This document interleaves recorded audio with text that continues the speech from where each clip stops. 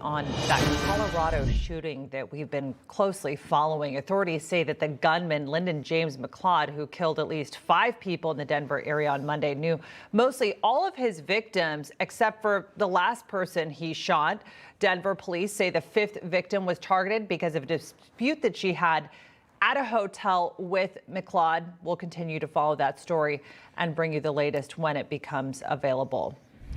All right, for more on America's crime surge, let's bring in former Tucson, Arizona police officer Brandon Tatum. Brandon, appreciate you being with us for what continues to be a huge issue across the country. I'd like to actually get your quick reaction to that deadly Colorado shooting. It's looking more like it was a targeted attack. Yeah, it's very unfortunate when people use firearms, and, in a negative fashion. Most people in America do not. But it does seem like the person knew the individuals they shot. It seemed like an isolated situation. So it doesn't appear that this is a situation where we're talking about an active shooter or a ring of active shooting. So I'm glad to hear that it's not that, but it's very unfortunate for the families, and we pray for the families that have lost their loved ones due to this person being a maniac and doing what he did.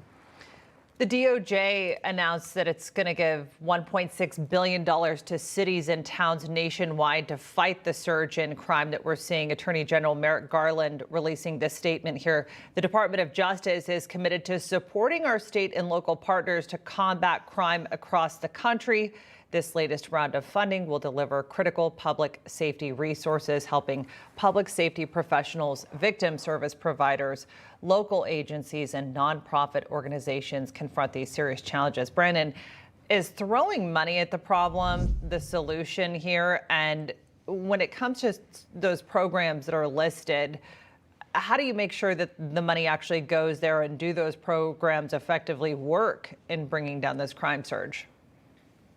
Well, that's the problem with our government now, is that they just throw money around. And so when you pay taxes, you're pretty much throwing your money down the drain, because they're going to just throw it at certain issues without validating if they are effective.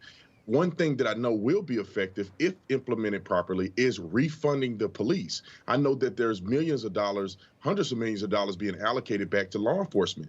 This could be 100% avoided if they wouldn't have come out with this lame, ridiculous rhetoric of defunding the police. Some of these particular cities have actually defunded the police. Others have made claims to defund the police, and that has destroyed the morale in law enforcement around the country. Great police officers who have tenure, they've been on the police department for 15, 20, 30 years, have retired.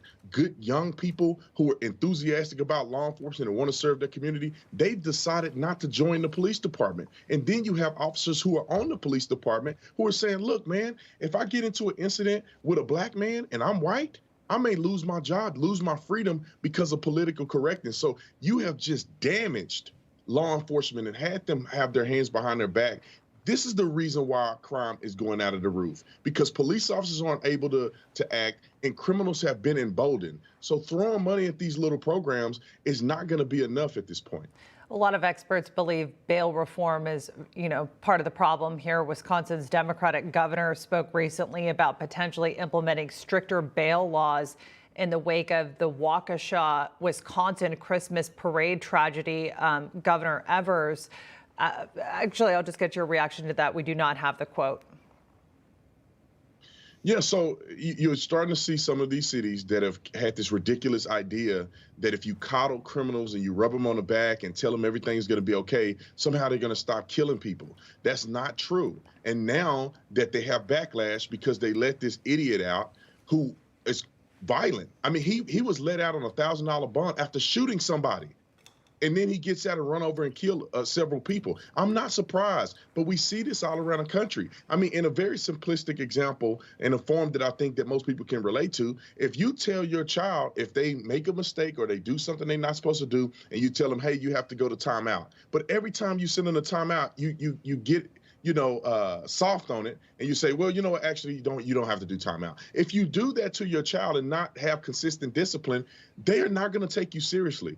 And this is the same thing that criminals are doing. You tell them that if they break the law, they're going to go to jail. Oh, yeah, you can get out with a $1,000 bond. They bond out, and they know they're not going to be held accountable, they're going to be emboldened to continue to commit crimes.